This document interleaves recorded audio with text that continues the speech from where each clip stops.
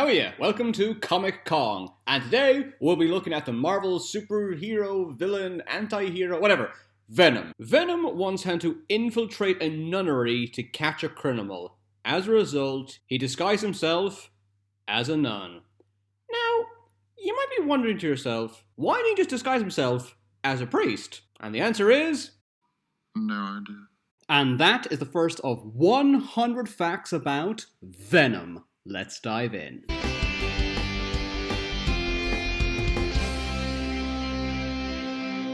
Venom is an alien that looks like a black, gooey liquid. It is often known as the symbiote. While Spider-Man was on an alien planet, he encountered the symbiote. When he touched the alien, it engulfed his body and became a black costume that enhances his abilities and strength. When it debuted, it was simply known as the alien costume. It debuted in Marvel Superhero Secret Wars number 8 in 1984. Spider-Man later learned that the symbiote was alive. The symbiote knew it would die without a host, so it wouldn't allow itself to be removed from Peter Parker's body. No matter how much Peter tried, he couldn't rip it off, but the symbiote has a weakness. Loud noises! After ringing a church bell, the symbiote became unstable and released itself from Spider-Man. The word symbiote is derived from the word symbiosis, which means living together. Animals that have symbiotic relationships keep each other alive. For example, clownfish are immune to the stings of anemone, so they live inside sea plants to avoid predators. The clownfish emits a high-pitched sound that scares away butterfly fish, one of the few fish that can eat anemone. So the clownfish needs these plants to survive, and vice versa. So, what the hell does this have to do with Spider-Man? The symbiote works in a similar way.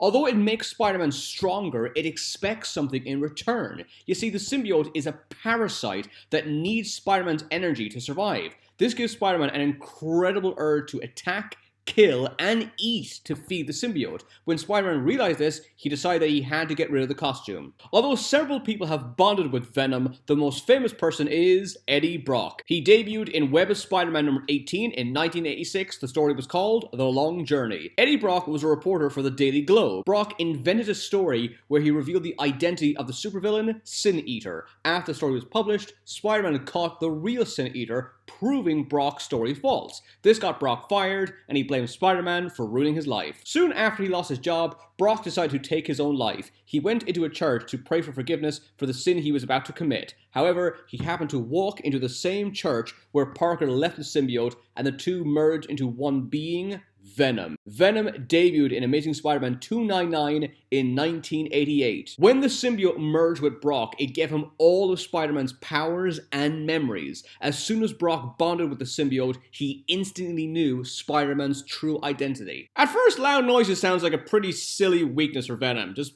bang some bells and that's it, he's done. But it's actually worse than that. He's also vulnerable to fire. And I don't mean explosion. I mean, you could literally beat him with a $1 lighter. Put a match right up to him, he's pretty much immobile. Venom was created by a comic book fan called Randy Schuler. He sold the idea to Marvel for a whopping $220. Yay. When Marvel accepted Schuler's idea for Venom, he didn't debut in the comics for another 2 years. Unlike Spider-Man, Venom does not have a spider sense. However, because Brock and Spider-Man have bonded with the symbiote, Venom doesn't trigger Spider-Man's spider sense. Although Venom is known as a symbiote, the name of his alien race is Clintar. Venom is considered inferior by his alien race. The Clintar latch onto their host until they are dead. Venom prefers to live with its host for as long as it can. Brock contracted cancer and decided to auction Venom. Mac Gargan, more commonly known as Scorpion, became the new Venom. Also, let me know if you want me to do a video about the Scorpion. Eddie Brock eventually became anti-Venom, which cured him of his cancer. Becoming anti-Venom turned him into a being that purges cancer and diseases in others. Because of this, he instinctively tried to rid Spider-Man of the radiation in his body that gave him his spider powers. As a result, Spider-Man is much weaker in anti-Venom's presence. Norman Osborn injected the Scorpion with anti-Venom to create Super Venom.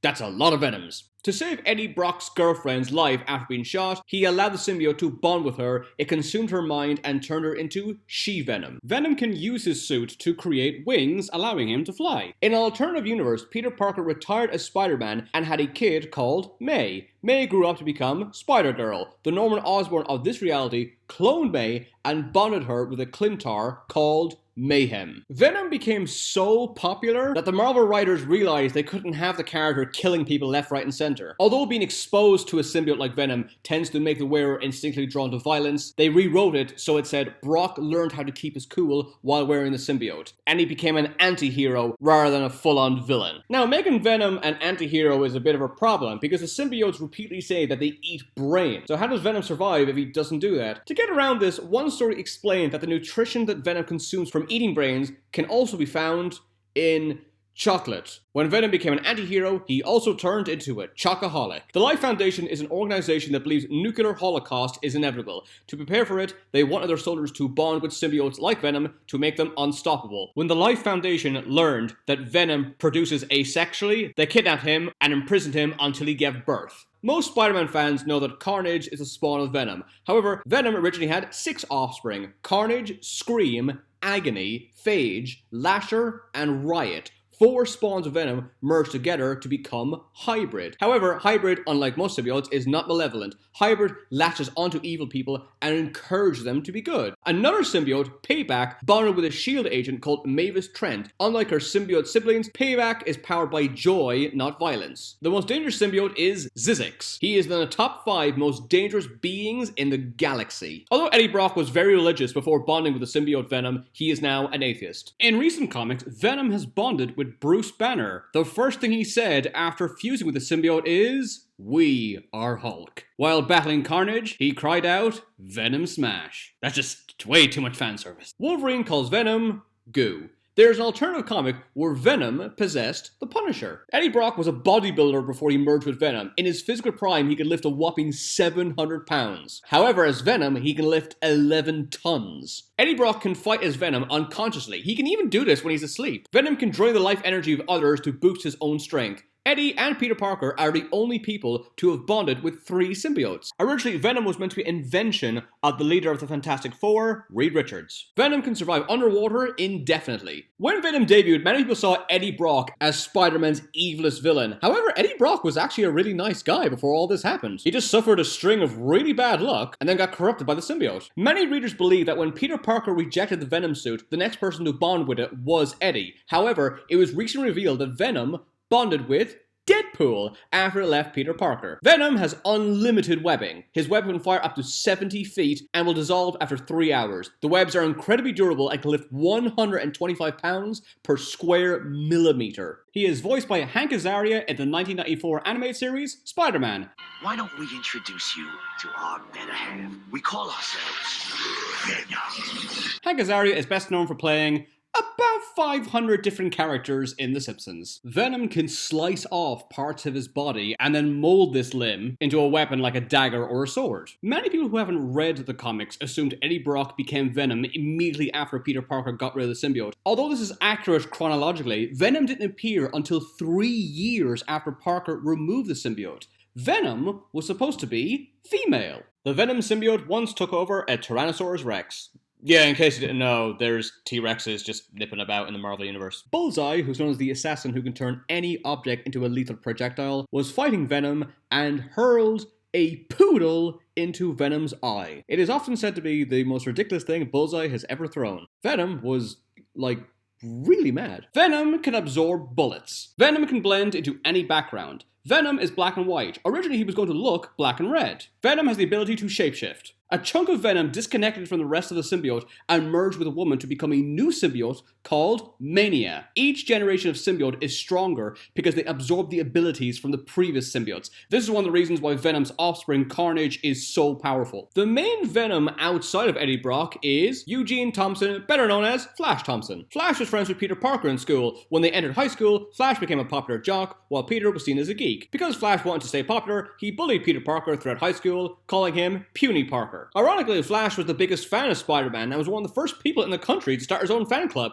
When Peter Parker revealed his identity to the world as Spider-Man, Flash was convinced it wasn't true. He assumed the real Spider-Man was using Peter as a cover. Flash eventually joined the army and became a corporal. He fought in Iraq and was awarded a Medal of Honor. Sadly, he lost his legs in the Iraq War, which left him so devastated he became an alcoholic. Over time, he bonded with the new Venom symbiote and became Agent Venom. The symbiote gave him many powers, including super strength, speed, agility, durability, and reflexes. He also attained Spider-Man's spider sense and wall crawling abilities. Wait, how did he get the spider sense with Venom? I don't know, who cares? He can shapeshift and blend into his surroundings. On top of that, the symbiote created legs for Flash so he could walk again. Flash was the first person to perfectly control the Venom symbiote. There's a parody of Flash Thompson called Flash Tomcat. Agent Venom eventually became one of the Guardians of the Galaxy. As a Guardian, he goes by the name Space Knight. Venom can bond to several people at once. The symbiote bonded with Flash and Groot simultaneously. When Anti-Venom bonded with Flash, he became Agent Anti-Venom, which is a bit of a mouthful. Dr. Octopus told Flash that he could graft robotic legs to his limbs, allowing him to walk without relying on the symbiote. However, Doc Ock only did this so he could steal a Venom suit for himself. When Doc Ock bonded with the symbiote, he became Superior Venom. Basically, he was Venom with 8 arms. Flash Thompson is played by Joe Manganiello in the film Spider-Man.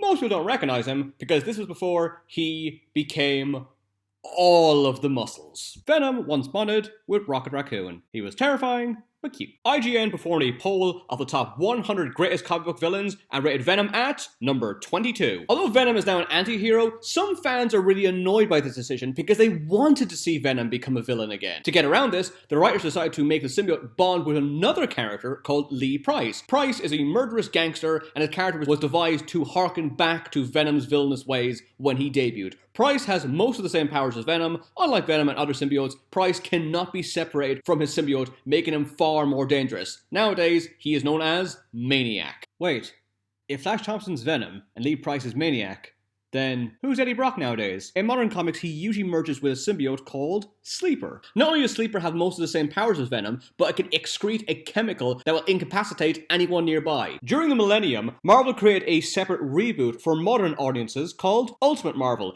In this version, Peter Parker's father created a bioorganism called the Suit. If a person wears it, it removes everything harming the body and amplifies anything that's working in the body's favor. It was originally designed to cure cancer. Sadly, the suit became a bioweapon called Venom. Okay, let's look at the very, very bad film Spider-Man 3. Director Sam Raimi doesn't like the character Venom. Venom was inserted into Spider-Man 3 against his wishes. Venom is only in the film for 6 minutes, and his name is never mentioned. Topher Grace plays Venom. He had to wear fangs as the character. He wore them for so long, he bruised his gums. His scream is based on a Tasmanian devil, and his movements are based on a tiger and a cheetah. In the original script, the astronaut from Spider-Man 2 returned from her space mission with a Venom symbiote hiding on the ship. Parts of this idea were reused for the film Venom. Okay, let's look at the 2018 film Venom. Tom Hardy was supposed to replace Hugh Jackman as Wolverine, but he turned down the role to play Venom. Tom Hardy accepted the role of Venom since it's his son's favorite comic book character. Hardy said, "I want to do something my son could watch, so I did something where I bite people's heads off." It was rumored that the 2017 film Life was a prequel to Venom. The astronaut in the opening scene is called John Jameson. He is the son of Peter Parker's boss, J. Jonah Jameson. In the comics, Jameson turns into a monster called Man-Wolf. The film is directed by Ruben Fleischer. Josh Trank was considered to direct the film. After Trank's Fantastic Four film tanked, he was rejected. Zac Efron joked that he was playing the titular role on April Fool's Day. Channing Tatum also lobbied for the role. Riz Ahmed plays the villain Riot. Matt Smith was considered for the role. Chris Zylka, who played Flash Thompson in Amazing Spider-Man, assumed that he'd be playing Venom in this movie. He wasn't even considered. Tom Hardy provides the voice of Venom. He said the voice is based on James Brown. I don't know if Hardy is joking or not. Hardy describes Venom as having a brazen swagger and a zero foxtrot attitude. Hardy recorded his lines as Venom in pre-production and had them played back to him via an earpiece on set while his character was speaking to the symbiote. The film was released on the 30-year anniversary of Venom's debut. Tom Hardy said he based a relationship with Eddie Brock and Venom on the titular characters in the cartoon The Ren and Stimpy Show. Hardy said he based Venom on UFC fighter Conor McGregor. He based Eddie Brock on Woody Allen. Despite what people assume, Tom Hardy did not wear motion capture for his face while portraying Venom. Since Venom's mouth and eyes are so large, it would be impossible for an actor to use motion capture. Venom is a fully computer-generated character. The film's fake title was Antidote. The film was in development for over 10 years. The film cost $100 million. It made a whopping $855 million at the box office. Originally, Sony stated that this film was of the Marvel Cinematic Universe. According to Marvel Studios CEO Kevin Feige, it isn't. It was stated later that month that Venom takes place in its own universe. Just before Venom was released, the studio decided to cut 40 minutes of the more graphic scenes, hoping that the film would be incorporated into the Marvel Cinematic Universe. Which it wasn't. And for the final fact, the only reason the alien costume was created was to sell more comics since the writers thought readers would like Spider-Man's new look. They had no idea he would turn into one of Marvel's greatest villains. That's right, Venom's existence was completely by accident. Thanks for watching, don't forget to subscribe. If you want more Venom facts, check out my books on Amazon. They're all available on paperback and Kindle. If there's anyone else you want me to do a video about, let me know and I'll upload it as soon as possible.